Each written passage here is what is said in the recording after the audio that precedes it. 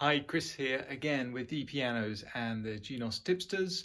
Another tip for you on SX700, SX900 and Genos. The tip I'm going to show you will work on those models as well because of course they have a common operating system. Obviously working from home, doing the best in the circumstances we can.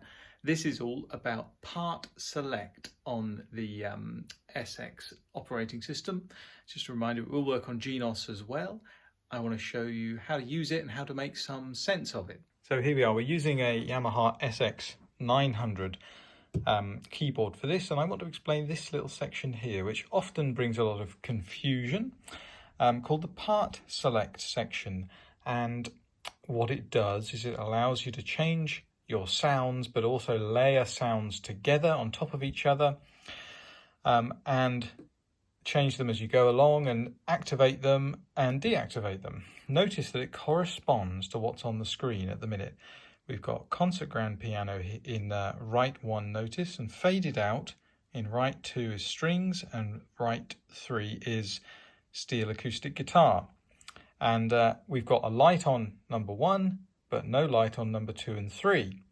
Now the first question I'm usually asked is, why on earth do you need 2 rows here? Well, what the top row is for you to quickly select a sound for, let's say, right number 2 here, because it's defaulted to strings. But let's say you didn't want strings, let's say you wanted choir. Now you can, of course, press this on the screen, but a way to get into that menu straight away would be to press this button here, right 2, not the bottom one, because that activates the sound, but the top one. Then look on the screen, and you can see right 2 voice here. So I'm choosing the voice for right number 2, and I'm going to go in and choose that nice choir there. And when I play, I return to the home screen and play.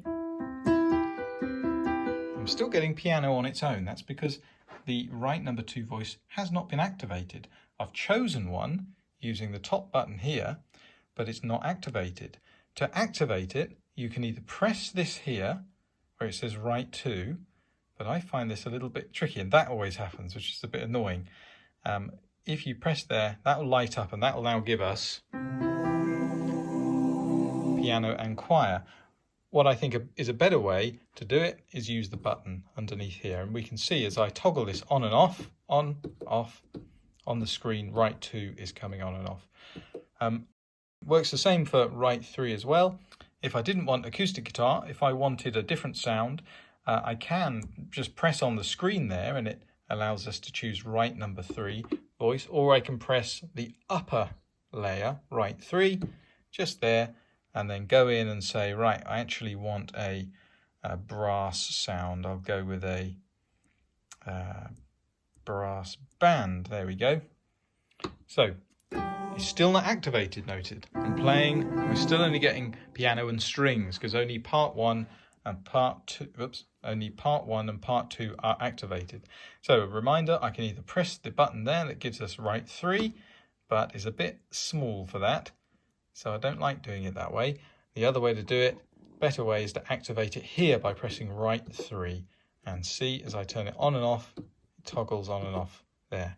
So all 3 sounds together, great big sound. And if I didn't like one of them, I can either press on the screen in the appropriate box to change the voice, or I can press a button here and go straight in. So if I wanted to change the right number 2 to something else, I press the top row. That's what it's for. Top row, choose a different voice. Let's say I wanted an organ instead. There we go. Still activated, that light's on the lower row, and there we go, we've got 3 layers. So that's just a little explanation of how PartSelect works to clear up any confusion. Thanks very much for watching. I hope that was useful to you. Plenty more videos to come. Hope everyone's staying safe. Bye for now.